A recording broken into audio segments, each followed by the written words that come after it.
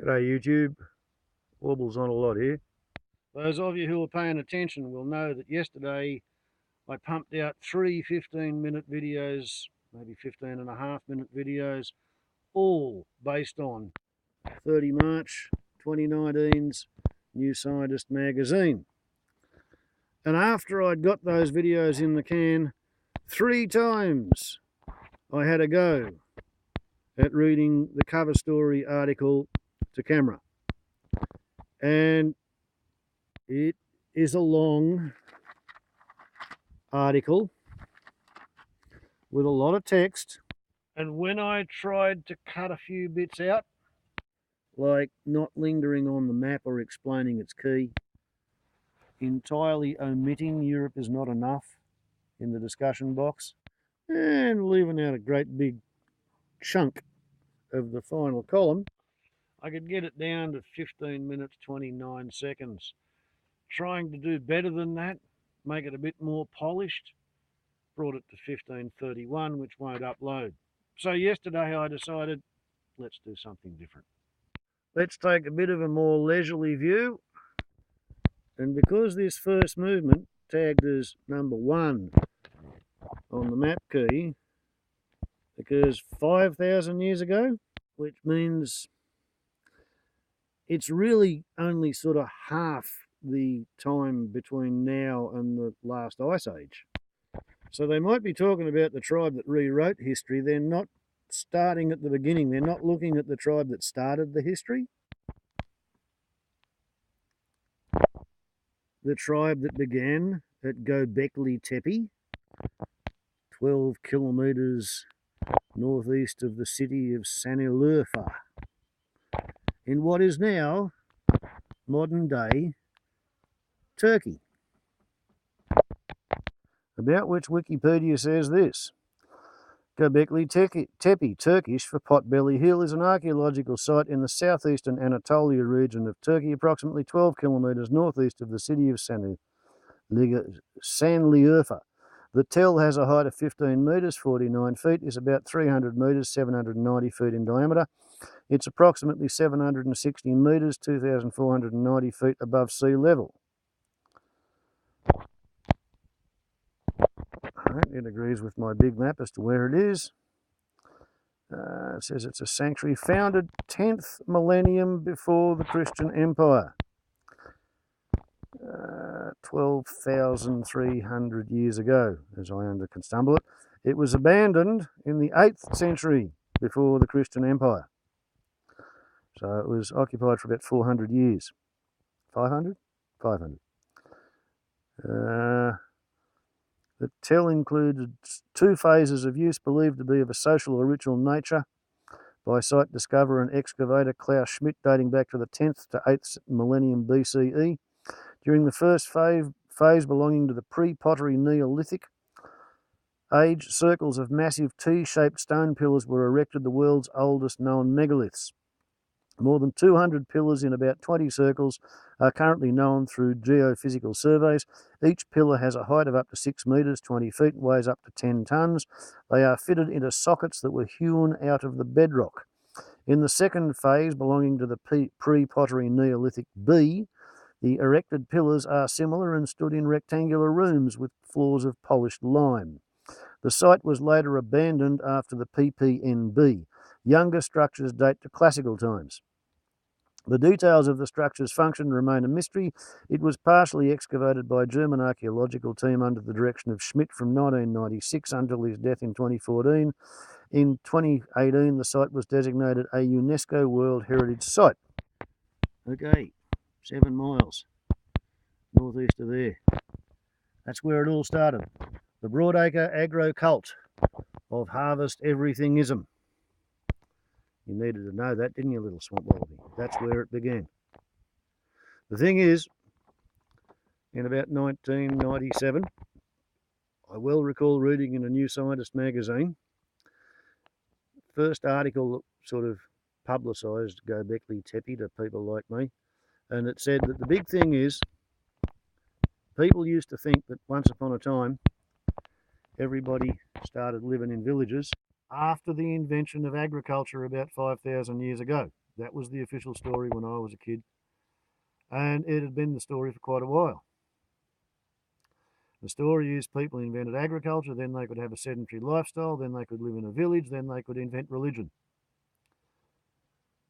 And the theory is that before they invented agriculture, they were hunter-gatherers who had no civilized skills, and they could barely put a sharp edge on a bit of stone by flaking it.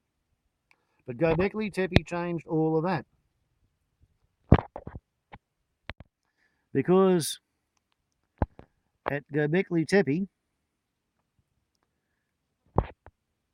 things were different. Beside the oldest set of monoliths, there was a midden.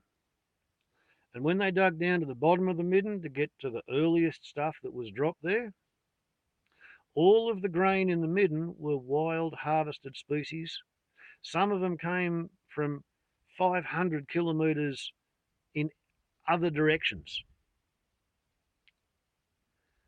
And that continued for 30 years. In the winter, not many people were there. In the spring, a bunch of people were there. They were eating grains that were harvested wild, carried hundreds of kilometres, and they were dropping grains with their waste going into the midden with the rubbish, being preserved. After 30 years, the first hybrid strain of grain was found in the midden. After 300 years, all the grain in the midden were hybrid strains. And that continued right up until the settlement was abandoned. Gobekli Tepe is a place where the people gathered together, a bunch of expert stonemasons who already had lots of skills because they were building 6 metre tall T-shaped monoliths and mounting them in sockets carved into the bedrock. And the stonemasons were being fed by hunter-gatherers. And when 2 seeds from 2 hunted and two gathered grains happened to grow and fertilized and hybridized, and the people came back in the spring after 30 years and saw that in among all the other field grasses and proto-wheats, there was this one plant that was really, really tall, or maybe half a dozen plants that were really, really tall, with twice as many grains in the ear. That was the seed that they began to save and plant. And that's where the agro cult of Harvest Everything-ism began.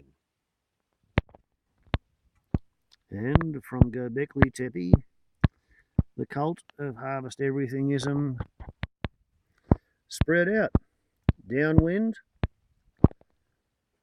to the west, upwind to the east. Everywhere they went, they cut down the trees to make their fields.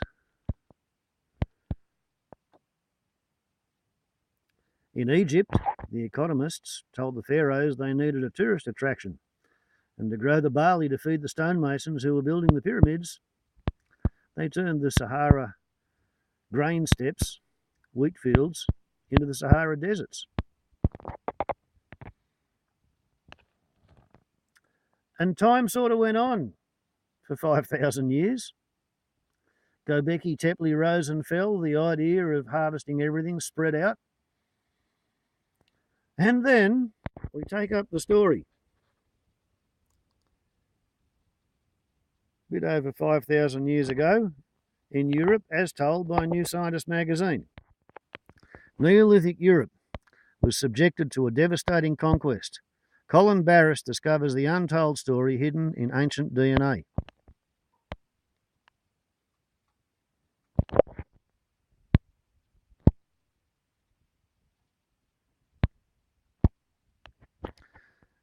The iconic sarsen stones at Stonehenge were erected some 4,500 years ago.